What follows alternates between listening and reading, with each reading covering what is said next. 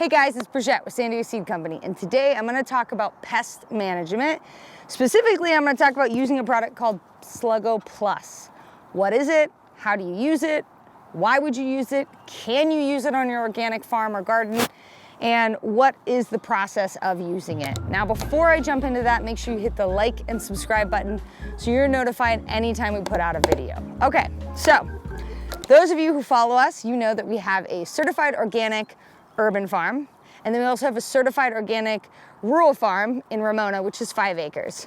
On both of those farms, we try to practice using no pesticides, insecticides, herbicides whenever possible. We are certified organic, so there's a limit of what we can use even if we want to.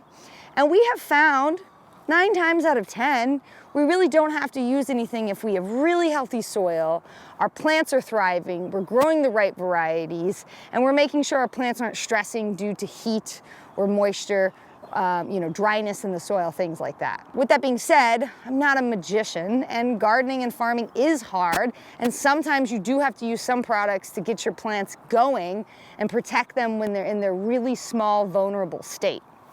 This is a good example of a product that we use.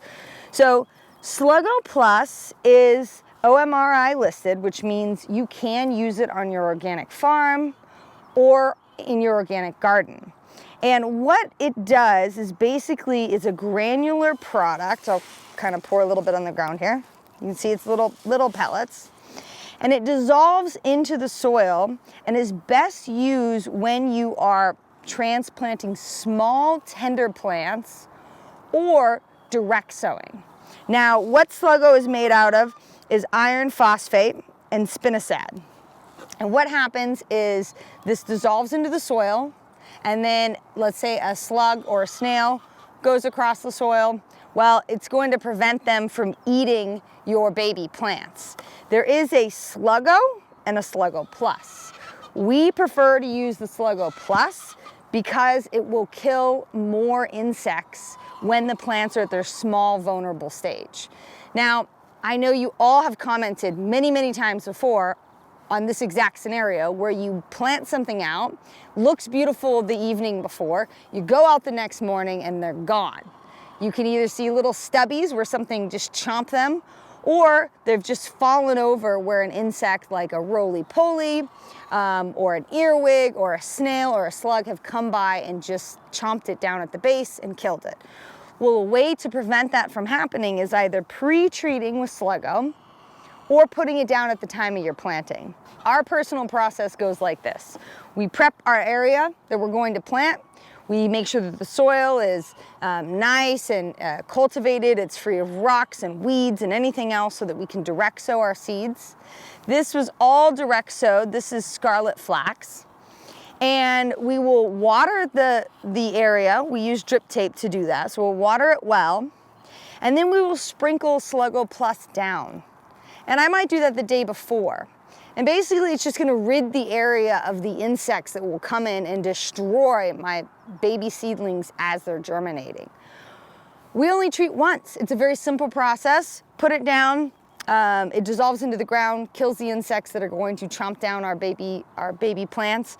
And then after that, we don't have to use it again. Now, I know for some of you, you're thinking, why would I put any chemical or any product in my garden? For those of you who vow not to use anything, I'm with you. Go for it, that's amazing. Unfortunately, sometimes because we need these plants to grow, because we're growing them for seed that we then package and give to you, we need a little extra help. And we try to always use integrated pest management, which is a process where you use the most benign insecticide or mechanical process to prevent the issues from happening, going up the pyramid to things that are a little more, I would say, chemically invasive. Iron phosphate actually exists naturally in the soil. So it is something that, it's not some crazy thing that it was man-made in the sense of I wouldn't be as concerned about using it in the garden. However, it's still a product that that comes in a bag or a box or a bottle, and you should be very concerned about how you use it. Always, always, always read the instructions on the back. That is so incredibly important.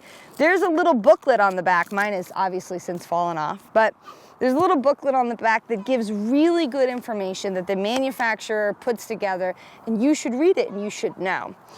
The other thing about using any product in the garden is always identify the pests first.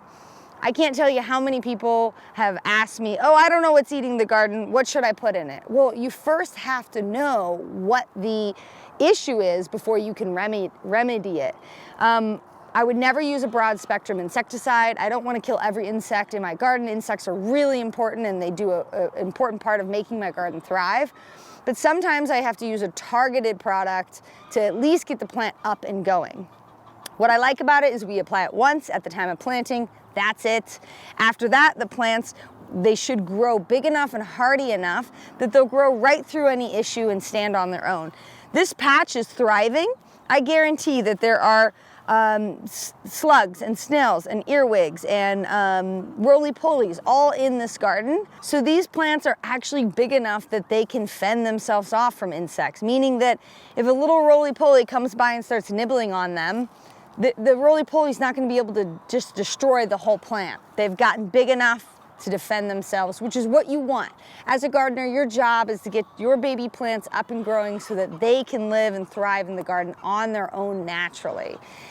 Anytime you have to add tons and tons of outside products to get your garden going, there's probably an underlying issue. Maybe the soil isn't great. Maybe you're not watering enough. Whatever the thing is, your baby should grow and thrive on their own with a little bit of your assistance in the beginning. So this is one product that we use, we stand by. We do sell it on our website. You can purchase it from us. You can purchase it from all kinds of different retailers, but it is a standard product that is used in gardens, perfectly safe. It is safe around pets. You can see, I've got one of them back here, you know, trying to destroy my garden. What are you doing?